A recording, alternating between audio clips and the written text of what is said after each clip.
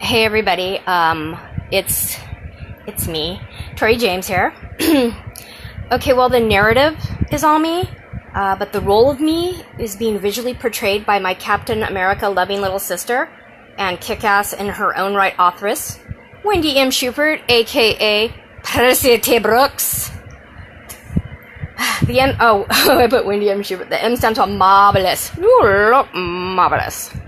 Anyway, so why am I going incognito right now? I don't know. Other than I woke up today feeling just a tad insecure and shy. For those in the back laughing their butts off right now, yes, I have days where I feel shy and not camera ready. Wendy. I'm also in the beginning stages of some dental work. And right now, my mouth looks and feels like some sort of hybrid hate-sex-inspired offspring of Austin Powers and a hatchet face from Crybaby. So my gorgeous little sister's taking it on the chin and playing me in her first Oscar-nominated performance. Hi, Nay. Hi, Remy. Hi, guys. I love you. See, isn't she a great? I should just make her the... Hey, Sandy. I should just make Wendy I should make her the face of my brand. Look at my girl. Okay, anyway, let's get serious. Douche. Okay, seriously, I'm trying to be serious. For those that might be watching this and you don't know me, my name is Tori, clearly. My favorite color is purple. I like Pop-Tarts. And I made the sub-reference run in 12 parsecs. I'm a chubby bubby, and I like to take long walks on short piers, topped off by spontaneous midnight swims. Although honestly, the folks at Best Western keep bleating about how I need to be an actual guest before taking a dip in their pool. I don't know, that's rude on their end. Okay, so I also have a bad habit, clearly, of launching into long rambling bits of blabbling. So I'll do my best to try and temper that, but I wouldn't hold my breath if I were you. Please still be here listening to this. I actually have a point. Eventually we'll get to it. Okay, so I'm here today to talk about something that's been in my head for a few weeks now. And I kept going back and forth about it, and I've lost my nerve a lot. Because in all honesty, there's nothing I can say about things that are happening in the indie community that already hasn't been said in way better ways, way more eloquently. And stated by some damn fine, strong people in our industry. People with voices much, much stronger than my own. Yes, I am looking at you, Jenny Trout, Bianca Summerlin, Susan Tisdale, and Brantwin. Sarah. I know there are dozens of others as well that perhaps I'm not familiar with yet. But I've seen you floating around on social media. To those I mentioned, and to the countless others that took up a cause and gave voice to those who have yet to find their own or don't know how to raise theirs any higher, I want to say thank you. Hi, Tanya. Wendy, Nadine says your hair is pretty. Hi, thank you. Ah, you talked. That's it. You're not getting paid for this. Oh, wait, you don't get paid anyway. All right, back to this. Thank you guys, the ones that have really put a spotlight on things in the last few weeks. Things that have always been there, too. Yes, it's your poop. Things that have been there, things that were always there. Thank you for ripping the covers off, because it's time. It's time. Anyway, so from the center of my soul, thank you for being the warriors that you guys are. You've risen up, you've shown a light on this shady shit happening in the community, and made new armies of people aware that we need to stand. Are you twerking? God, I'm trying to be serious. The fact that I'm the adult in the room is very concerning to me right now. Hi, back to what I was saying. Sit down. Anyway, we need to stand up, fight, shout, and kick ass in any way we can, large or small, verbal or vocal. To sit and do or say nothing is the greatest disservice we could do at this point. And so I urge you to educate, research, and gain as much knowledge as you can and arm yourself with facts. And you have that power. And that power can help you to help others. Hey, Alicia Silverstone. Scale it down. Crazy bitch. Anyway, okay. Okay, but I'm not here to talk about actually getting loud or Tiffany Gate or fighting with light or Felina. or Chance Carter, or Diamonds, or Bookstepping, or the gaggle of tomfuckery certain authors are generating out there with their greedy desire to feed their own ego and vanity. The truth is, like I said, have nothing new to add or reveal or share. I'll leave that to folks who can word themselves in much more intelligent, forthright, and jocular manner. They got mad skills, yo, and I wish I had those skills as well. I'm not known for my firm oratory skills.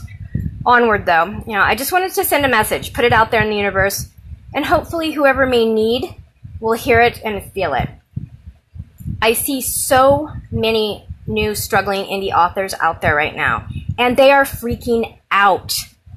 I see a lot of established indies wondering what the hell is happening to our world and feeling the same sense of despair. And I've spoken to a few writers who are seriously considering hanging up the old quill and letting these dreams of theirs go on without them because of the sheer frickin' ignorance of a few rotten apples intent on spoiling it for the whole bunch. So don't let that stop you, please. Hold on, you guys saw nothing. You need to not be on crack right now. Okay? Oh my God. I love you. Oh, okay. Back to filming. Okay, so, guys, look. You were born with an extraordinary gift. A talent for painting pictures with your words. There are worlds and stories inside of you. And no one except you can write those stories. You can feel the ideas inside of you, and you sense them straining to escape. You need to free them into this world that is desperate and in need of such things. Because the terrible and beautiful truth about what we do is that, especially in the age of social media and self-publishing, anyone can be an author. Yeah, anyone. Please don't kill me for saying that. Just bear with me a moment, and I hope I can explain it in a decent manner. No promises. People often confuse the words author and writer as though they're the same thing, but they're not. They're not the same thing.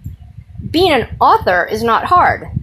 There are straight-up literary mercenaries out there right now who have a lot of drive and desire and passion for trying to make bank. Some do have amazing and endless talent, though. They really do. But their motivation lay in the money, not in the actual magic of what it means to write. And yeah, okay, this is just my opinion. I get that. But this is how I feel. And I'm not saying that there's anything wrong with wanting to make money, because I certainly would not turn down a six-figure check. Really, I wouldn't. If anybody wants to write me one right now, that's okay. Message me later and I'll give you my information. Anyway, okay. So, whatever floats your boat. We'd all like to make a gaggle of greenbacks and have everyone know our names and be eagerly awaiting our next release. But that's something that percentage-wise ain't happening for a lot of us. Some of us will write our asses off and have virtual shelves of books with our names on the cover and still be lucky enough to manage to have top ramen and oatmeal for any meal, actually. We will still be paying bills that never seem to quite go away. We'll still be doing laundry and raising kids and grocery shopping and struggling to pay for our yearly trip to Vegas or New Orleans or wherever. Damn, some of us can barely afford a trip to the end of the block, I am in the latter category, by the way. Anyway, I digress. I'm sorry. If you're still here, God bless you for it. So being an author is not hard. Not anymore. Not in today's world. It's a simple matter of finding, making a book cover, uploading your manuscript to the proper outlets, and bada boom, bada bang. Congrats, you're an author. Good luck and high scoring. But being a writer is a different beast, and one you're never going to tame, which is good. You don't want to tame it. You want to run wild with it. That is the essence and the core to me of being a writer. It's the one thing in this world that when you're doing it, you don't feel like you should be doing anything else. You never feel more alive than when you are taking the words in your heart and your soul, in your dreams, and unleashing it onto paper or the screen. And no matter what it is you're writing, whether it's romance, mystery, sci-fi, erotica, historical, anything, it's worthy of being written by you. I don't care if it's about two cowboys shagging in the moonlight of Brokeback, or two girls finding love in an abandoned mine shaft while researching local urban legends.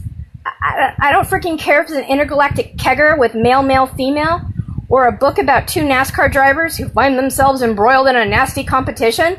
yet secretly longing to throw down and get their humpity hump on. Write about vampires, wolves, elves, fairies, shifters, humans, aliens, imaginary friends, delicate petals of feminine ideology, or masculine moments of boner-stroking, bubblegum-chewing, let's do it on the washing machine type of sex. Hell, you want to pin a book about a lonely woman or man who falls in love with an Edward Cullen cardboard cutout and takes it to Vegas to get married with a happily ever after? Do it! You want to write a bad boy billionaire menage or a book about a family of cocky mofo siblings who love to fucking run? Then do it. Write it. Do it right now. Write whatever is in your heart, because that's the story I want to read. That's the story worth reading. Your story. Write it. Don't worry about anything else except that. Don't worry about what others are going to think. Don't worry about if it'll make you money or not. Don't worry about traditionally publishing or indie publishing. Do not worry about failure. Don't. If you let that come between you and your dream, and if you let that stop you before you've even started, you are doing yourself the worst disservice. And you are dashing your own hopes before they can even get off the ground and fly. Please don't be your own worst enemy in this. So many folks give up because they talk themselves out of it.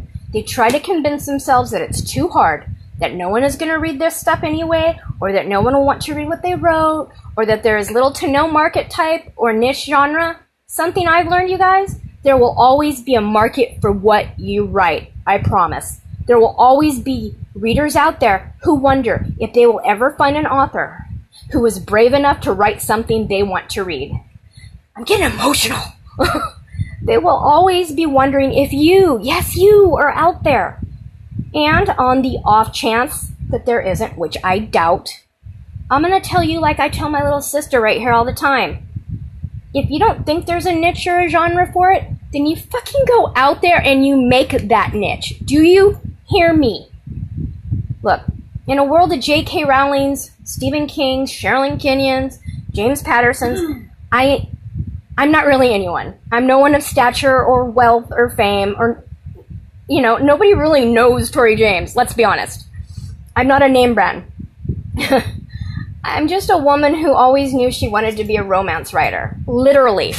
It's what I've always wanted to do my entire life. And when I was in my early 20s, I submitted a manuscript to Silhouette Shadows about a vampire named Christian, not Grey, and a young woman named Tiffany who, gosh darn it, happened to be the reincarnation of Christian's true love.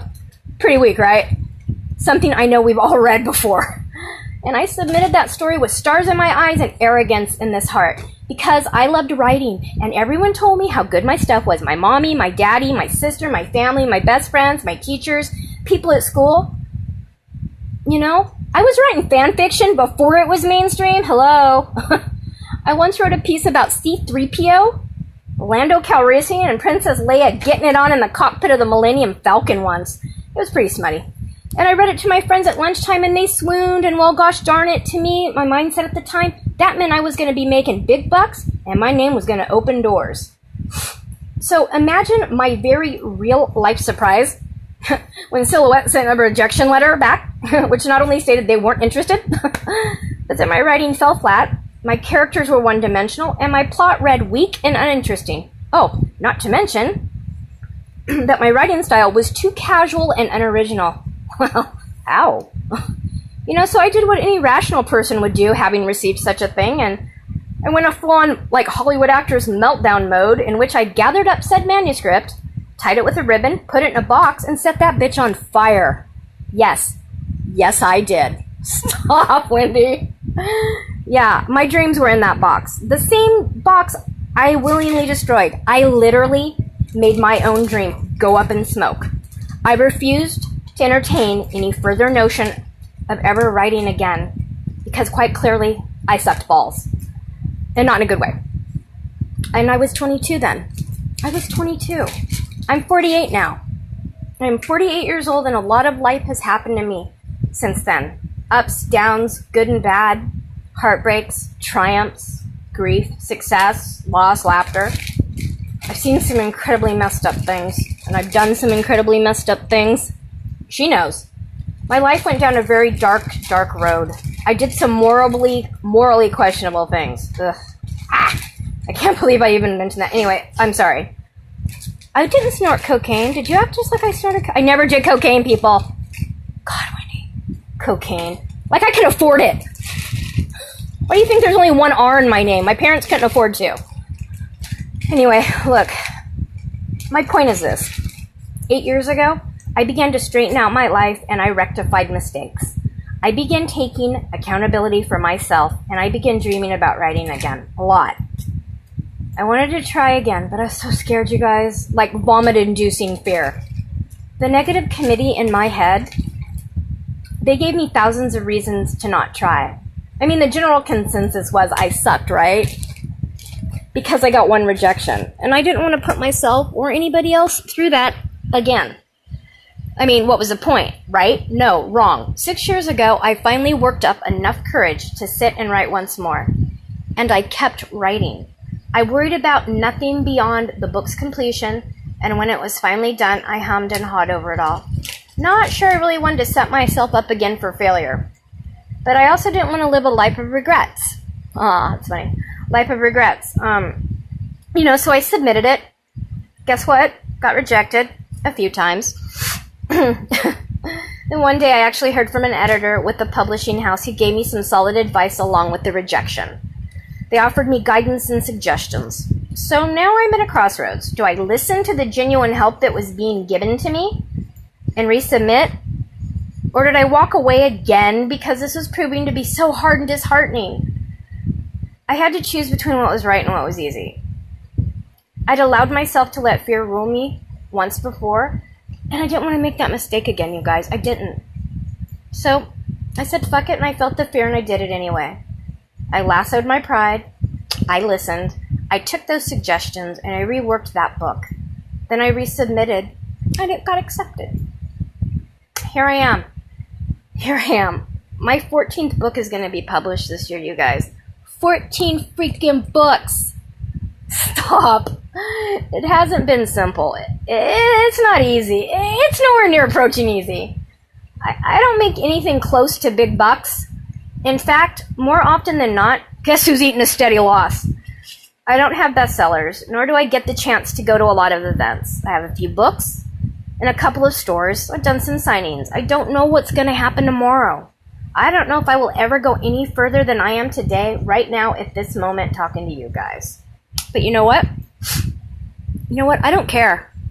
I don't care. Because my dream was always to write. Just write. Writing. To share some secret part of myself with the world and with you and with readers. I wanted to leave something of myself behind when I'm gone. I've had a lot of rejections. Oh, wow. I've had a lot of rejections since my first acceptance. Don't get me wrong. I keep submitting, though, and I self-pub. I allow myself to grow and learn. Sometimes I get a hit. Most times I miss the mark.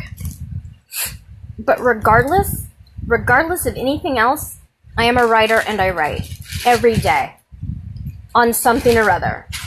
I work hard. Sometimes people ask why I pour. Literally, I've gotten this question. Why do you pour so much into something that hasn't significantly changed your life? And that's where they're wrong, because this has changed my life. In so many ways I would not have understood 20 years ago. See, to the casual observer, it looks like I'm no further along this path than I was 6 years ago. But I am. I am so much more further than I was then. Maybe not in material ways, but in other ways. I have met the most amazing people. I have the most extraordinary friends. I've met other writers, editors, formatters, publishers, publicists, agents, book cover designers, readers. Oh my God, I love you guys. I love you. And even if your work only speaks to 1 or 2 or 3 people, you've succeeded. You have so succeeded. Yes, you have. Don't argue with me. I'm the once and future queen. She'll tell you. You've written something that hasn't been written before in your voice. Your beautiful, wonderful, unique voice. Others have found themselves in your words. And you cannot put a fucking price tag on that. I'm sorry, you can't. So while I am babbling and bleeding. What am I babbling and bleeding about? I don't know. I forgot. I'm just kidding. I'm a writer. I love writing. But do you know what I love more than that? That there are other writers out there, like you. Because you are the example to set. Yes, this is going to be hard. You may get a lot further than me. You may not. You may fly high, or you may find yourself in a crazy holding pattern. But you aren't going to know a goddamn thing until you try. And try more than once, because I'm here to tell you, you will get rejected. But I have finally learned that maybe it's not rejection, you know? Maybe in a very real way, it's just redirection to another lesser used path. Or maybe, just maybe you don't need a path at all. Maybe you need to go where no one has and blaze a trail. You blaze a trail. Because you're a writer. You are. Don't listen to a single person telling you you're not. Do not let folks who gave up on their dreams convince you to give up on yours. Because you're worthy. You're wonderful. And you have a story inside of you. More than one. And if you didn't tell it, then who will? Who will? So your excuses? They're just that, excuses. You were put here to write. Your family and friends want you to write. I want you to write. Millions of people out there need you to write. So write. Feel the fear and do it anyway. You're awesome. You know what? And if you forget that you're awesome and how extraordinary and magical you are, you come find me and I'll remind you. Anytime. Anytime. Okay. Guys, that was it. I think I've jacked enough of your time, and Lifetime has a new movie on right now, full of weird-ass plot arcs and holes and a lot of bad overacting. Calling my name, it's on. I think it's... Oh, yes, Stalked by My Doctor. Anyway, so kick ass this week. You're pure magic. And never forget that. Bye!